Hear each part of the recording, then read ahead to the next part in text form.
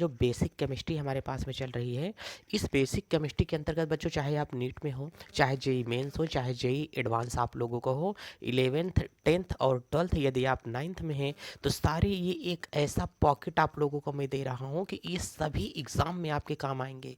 लेकिन आप लोग नीट और जेई मेंस और जेई एडवांस यदि देख रहे हो, तो ये सीरीज आपको बेसिक टू मैं एकदम हाई लेकर के चल रहा हूँ। बहुत ज़्यादा यहाँ से सीरीज से आप लोगों के क्वेश्चन पूछे जाएंगे, क्योंकि मैंने जो मॉडल उठाया है बच्चों वो कार्बनिक रसायन का उठाया है, ताकि ये सारी चीज़ें बेहतर तरीके से आप लोगों को समझ में आ सके। अभी मैं केवल 2 मुद्दा अच्छे से सुलझा रहा हूँ, और ये जितनी लंबी वीडियो बनेगी इसे आप लोगों को सबको देख करके चलना पड़ेगा बाबू, क्योंकि आपके वीडियो जितनी भी मैं यहाँ से दे रहा हूँ बहुत काम की सभी वीडियो हैं।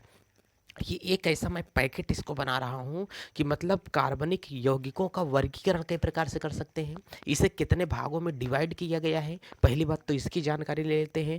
फिर सभी कार्बनिक यौगिकों का आईयूपीएसी नामकरण पढ़ लेंगे। यदि इतनी 2 चीज़ें हम लोग पढ़ लेंगे, यौगिकों का अध्ययन हमें हो जाएगा, तो बहुत ज़्यादा चीज़ें हमें जानकारी आ जाएंगी।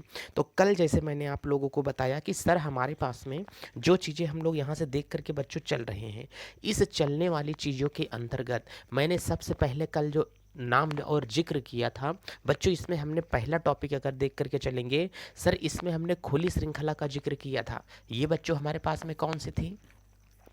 तो कह रहे हैं कि सर इसमें जो कल आपने ये हमें बताया था, ये सर हमारे पास में खुली श्रृंखला का हम लोगों ने जिक्र किया था। अब बच्चों खुली श्रृंखला के अंतर्गत अगर हम लोग देख करके चलेंगे, तो पहला कंपाउंड हम लोग यहाँ से पैराफिन देखे थे। कह रहे हैं कि सर क्या बात कर रहे हैं, आपने कल पैराफिन नहीं बताया। सर आपने पैराफिन के बारे में कल ऐसी कोई जानकारी नहीं दी हमको जिसने हमें पैराफिन का नाम सुनना पड़े। अच्छा आप ये बताओ, हमने कल आपको एल्केन जैसा शब्द जिक्र किया था कि नहीं, कि माय डियर स्टूडेंट जो एल्केन हमारे पास में होता है, एल्केन का जिक्र करेंगे। एल्केन का मतलब बच्चों क्या होता है? सिंगल बॉन्ड वाला कार्बन होता है, ठीक है। तो एल्केन को बच्चों पैराफिन भी कहा जाता है। और कैसी क्या आगे अगर पैराफिन लग जाता है तो इसका मतलब वो क्या होता है? कम क्रियाशील होता है। क्या होता है बच्चों? वो क्या होता है? कम क्रियाशील होता है। जैसे कहते हैं कि जो सोडियम होता है, सोडियम को हमेशा किसके अंतर्गत डुबो करके रखा जाता है? मिट्टी के तेल के अंतर्गत। किसके अंतर्गत रखते हैं? सर उसको हम लोग छिपा करके रखते हैं मिट्टी के तेल के अंतर्गत। अगर मिट्टी का तेल ना हो तो सोडियम को किसके अंतर्गत रखा जाएगा? पैराफिन में लपेट करके रखा जाता है। सर जैसे आलू की टिक्की बनाते समय, आलू की टिकिया बनाते समय आलू को बेसन में डुबो करके रख दिया जाता है, तो आलू के ऊपर चारों तरफ से क्या लग जाएगा? भाई हमने ये कहा कि हमारे पास में ये क्या होती है? आलू होती है। लेकिन आलू को जब हम लोग बेसन में लपेटते हैं तो इसके चारों ओर एक क्या होता है? बेसन का कवर लग जाता है कि नहीं? तो बेसन का जब कवर लग जाएगा तो हमको चारों तरफ से क्या दिखेगा? आलू नहीं दिखेगा, केवल हमको क्या दिखेगा? बेसन बेसन हम लोगों को यहाँ से दिखेगा। सर जब ये बेसन बेसन दिखेगा तो इसका मतलब यहाँ से ये जो हमारे पास में आ रहा है, सर ये बेसन जैसा हमको यहाँ से जो चीज़ें दिख रही हैं, ठीक है, तो मतलब इसका बाबू ये क्या होता है? बेसन ही होता है। उसी प्रकार से सोडियम को या क्रियाशील धातुओं को पैराफिन के अंदर लपेट करके रख देते, तो जो बहुत ज़्यादा क्रियाशील होती है वो कम क्रियाशील हो जाती, मतलब वो ब्लास्ट नहीं करता है, दगता नहीं है। इतनी बातें क्लियर हैं, ध्यान में रखें, अच्छी तरीके से इन चीज़ों को अपने दिमाग में दबा करके रखे रहें। फिर मैंने बताया, अब प्यारे बच्चों अगर अब हम लोग यहीं से देख करके चलेंगे कि सर हमारे पास में ये जितने टॉपिक हमारे पास में चल रहे हैं, अब हम लोग देखते हैं कि हमारे पास में जो यौगिक होगा किसे कहा जाता है। तो सरकार अब देख करके चलते हैं बंद श्रृंखला का यौगिक क्या होता है, ये किसे कहा जाता है? बंद श्रृंखला वाले कार्बन, ठीक है। तो बंद श्रृंखला वाले कार्बनिक यौगिक का अध्ययन हम लोग करके चलेंगे। सर ध्यान से देख करके चलना, यहाँ से हमारे पास में अगर सरकार हम लोग जिक्र करेंगे तो ये जो हमारे पास में पार्ट 2 इसका स्टार्ट है, इसे बच्चों हम लोग यहाँ से बोल करके चलेंगे बंद श्रृंखला। बच्चों ध्यान से देख करके चलना, बंद श्रृंखला। अब प्यारे बच्चों अगर ये जो बंद श्रृंखला हमारे पास में दिखाई दे रही है, इसी को हम लोग कहते हैं क्लोज चेन। बच्चों ध्यान से देख करके चलना, इसे हम लोग क्या कहते हैं? सर इसे क्लोज चेन कहा जाएगा। हाँ भाई साहब, इसे हम लोग क्लोज चेन बोल सकते हैं, क्योंकि ये क्लोज चेन ही होता है। सर बंद श्रृंखला क्या होती है, पहले आप ये हमको बता दीजिए। तो कल मैंने एग्जाम्पल दिया था ना, मैंने अपना डाटा केबल लिया था, आज भी वो प्यारा बेचारा डाटा केबल हमारे पास में यहीं पर बैठा हुआ है। हमने कहा अगर इसका दोनों सिरा क्या होगा, खुला होगा, तब तो ये खुली श्रृंखला है। अगर इसी को मैं पकड़ करके यहाँ से चिपका दूंगा तो सर ये क्या हो जाएगा, बंद श्रृंखला वाला हाइड्रोकार्बन होता है। कहें ठीक है सर। तो बच्चों जब कभी भी जो हमारे पास में कार्बन होता है, अगर वो कार्बन निरंतर चलता रहे, कैसे चलता रहे सर, इस प्रकार के C single bond single bond single bond single bond single bond, ऐसा अगर ये चलता रहे तब तो बच्चों ये क्या होगा, खुली श्रृंखला होगा। अगर हमको इस प्रकार से दिखता रहे सी सिंगल बॉन्ड सी होगा, सी होगा, नीचे भी सी होगा, इधर भी सी होगा, इधर भी सी होगा, यहाँ भी सी होगा, नीचे भी सी होगा, तो बच्चों ये पूरी की पूरी जो श्रृंखला आपको दिखाई दे रही है ये कैसा है, खुली श्रृंखला। कहें क्या बात कर रहे हैं सर, आप तो मजाक कर रहे हैं, कार्बन तो डबल बॉन्ड या तो ट्रिपल बॉन्ड ही लेकर के चलता है। हमने कहा हाँ भाई, तो इसे अगर आप बनाना चाहोगे तो ऐसा नहीं कर पाओगे आप लोग। तो इसका मतलब बच्चों अगर आप लोग यहाँ से देख करके चलोगे तो सर ये CH3 होगा, सर यहाँ से ये CH2 होगा, यहाँ से CH2 होगा, सर इसे CH3 कहेंगे। तो सर ये क्या होता है, ओपन चेन होता है कि क्लोज। तो हमने कहा प्यारे बच्चों इसे हम लोग क्या बोलते हैं, ओपन चेन बोला जाता है।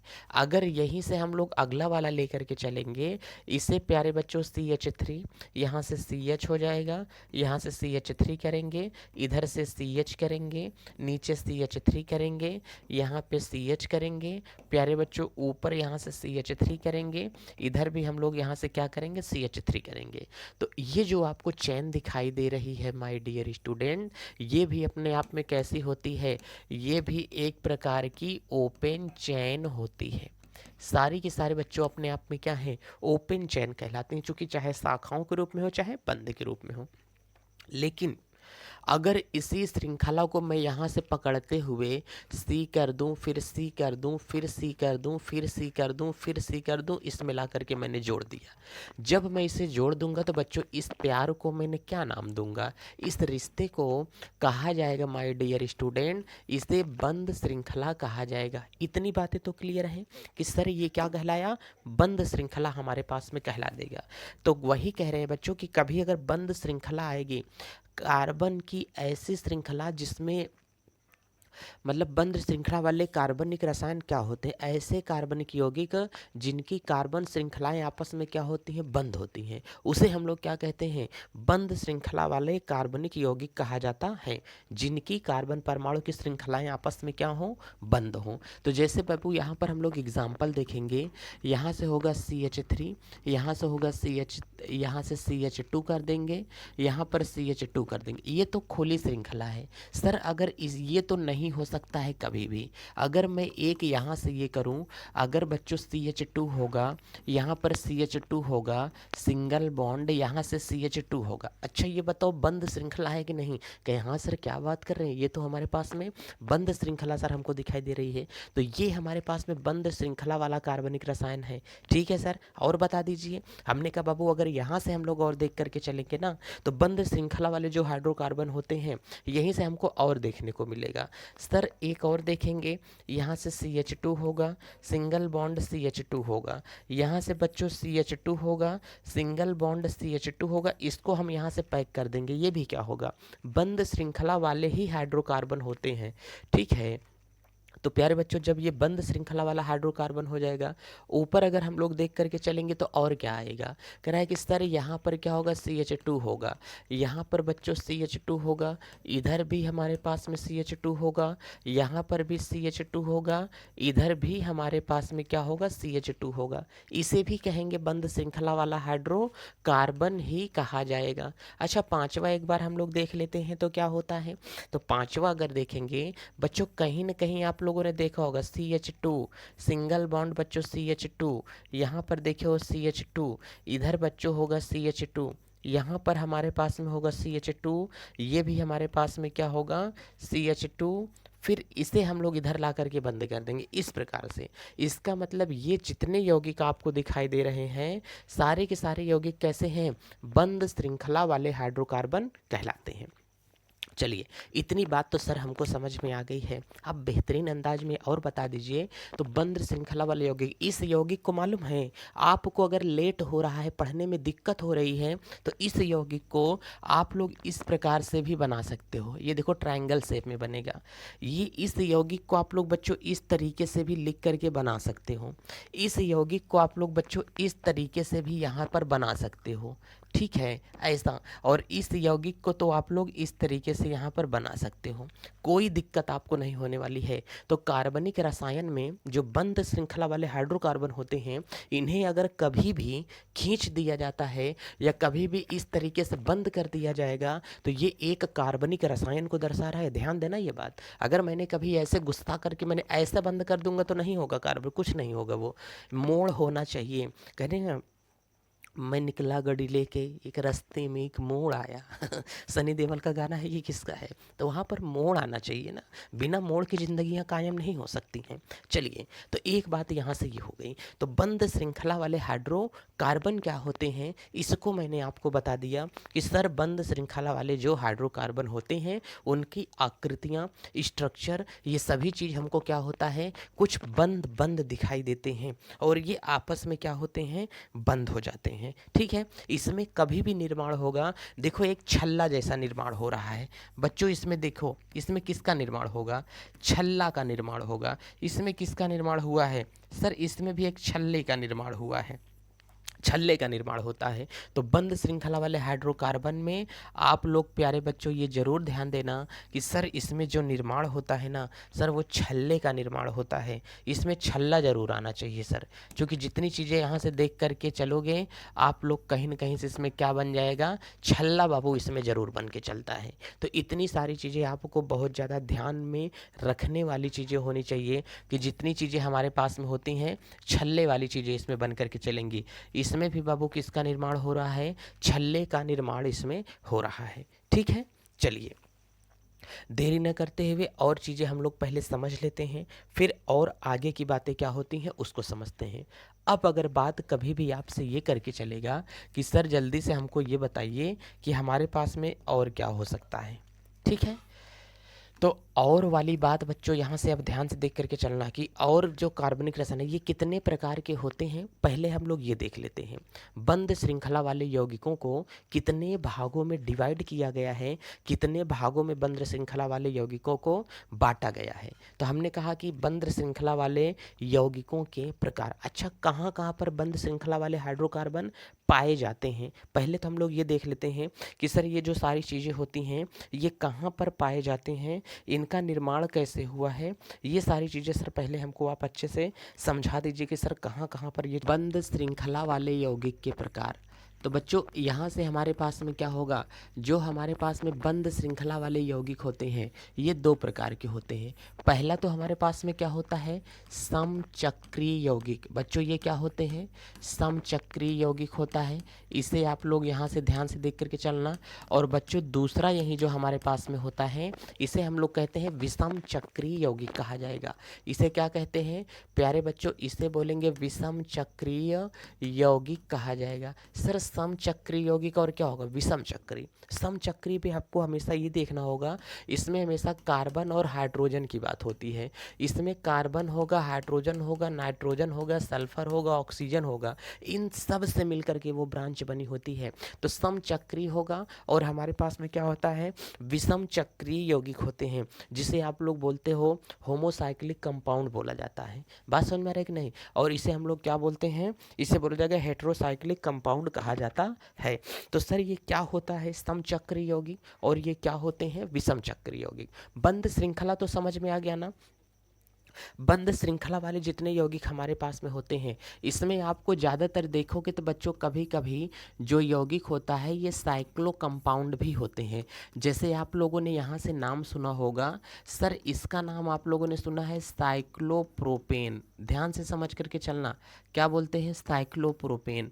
और इसी का नाम बच्चों आप लोगों ने यहाँ से ये सुना होगा साइक्लोब्यूटेन का नाम सुना है कि नहीं, ये बंद श्रृंखला में होगा। बच्चों आप लोग यहीं से किसका नाम सुने हो? यहीं से बेंजीन का नाम सुने हो। बच्चों आप लोग यहाँ से टालुइन का नाम सुने हो कि नहीं? यहाँ से टालुइन का नाम सुने हो। और बच्चों यहाँ से आप लोग जो पढ़े हो ग्लिसरॉल का नाम सुने हो कि नहीं सुने हो? और यहाँ से ये बताओ बच्चों, यहाँ से डीडीटी का नाम सुने हो कि नहीं? तो ये जितने हैं सारे के सारे बंद श्रृंखला वाले कंपाउंड कहलाते हैं। ये आपस में बच्चों क्या होते हैं? इनकी श्रृंखलाएं आपस में क्या होती हैं? ये बंद श्रृंखला वाले कंपाउंड होते हैं। ये अगर ना रहें तो आपके पास में कीटनाशक दवाइयाँ क्या बन जाएं क्या? आज आप लोग जो बहुत ज़्यादा खेत में देखते हो, फसल में देखते हो, भाई साहब इस बार गेहूं नहीं हो रहा है, कहीं थोड़ी सी यूरिया डाल दो। ऐसा है, अपनी मिट्टी को खोद करके लेके आओ, इस मिट्टी की मैं जांच करता हूँ, इसमें किस चीज़ की कमी है, इसको मैं वही डाल दूंगा। जैसे हमने कहा कि आपके एक मैं बात बता रहा हूँ, आप आलू लगा रहे हो, खेत में आलू जब लगाते हैं उसमें पोटाश चाहिए होता है, तो कहते हैं कि ऐसा है तुम खेत की मिट्टी लेकर के चले आना और मैं देखता हूँ कि तुम्हारे खेत की मिट्टी में किस उर्वरक की क्या है कमी है, किस तत्व की उसमें कमी है। तो कहते हैं ऐसा है इस बार खेत में तुम अपने क्या करो, पोटाश डाल दो, तो आलू बहुत अच्छी फसल तुम्हारी तैयार हो जाएगी, तो उसमें डाल दिया जाएगा। खेत में जैसे हमने कहा कि नाइट्रोजन की कमी होती है, तो कहते हैं ऐसा है इसके अंदर क्या करो, यूरिया डाल दो। अब यूरिया डालने से उसमें नाइट्रोजन भरपूर मात्रा में उसको मिल जाएगा, तो फसल बहुत अच्छी तैयार हो जाती है। समझ में आ रहा है कि नहीं?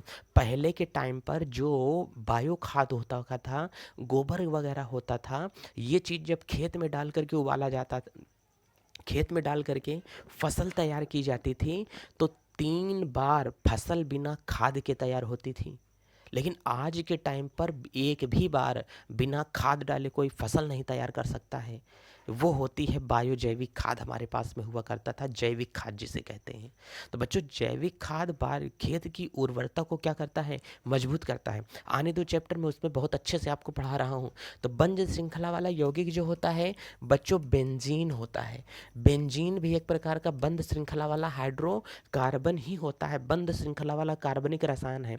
डॉक्टर के यहाँ कभी जाते हो तो उसमें फिनाइल से क्या करते हैं, पोछा मारे रहते हैं। तो वो किससे पोछा मारा गया, फिनाइल से। वो क्या है, बंद श्रृंखला वाला हाइड्रोकार्बन होता है। साइक्लोप्रोपेन होता है, ये इत्र वगैरह में इस्तेमाल कर लिया जाता है। ये कह रहा है कि साइक्लोब्यूटेन होगा, टालुइन होते हैं। तो ये सब भी क्या होते हैं बच्चों, ये बंद श्रृंखला वाले हाइड्रोकार्बन होते हैं। अब बंद श्रृंखला वाला हाइड्रोकार्बन के सम चक्रीय यौगिक क्या होगा, विषम चक्रीय यौगिक क्या होते हैं, इसे बेहतरीन ढंग से हम लोग देखते हैं। चलते हैं नेक्स्ट वीडियो में।